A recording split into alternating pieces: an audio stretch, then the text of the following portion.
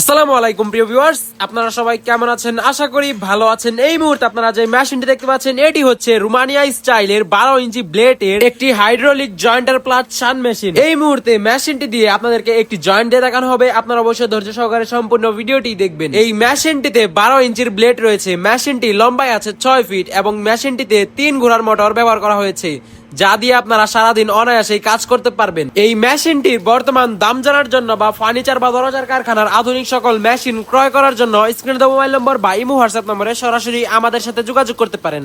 আমাদের কাছে সকল ধরনের আধুনিক মেশিনই আপনারা পেয়ে যাবেন।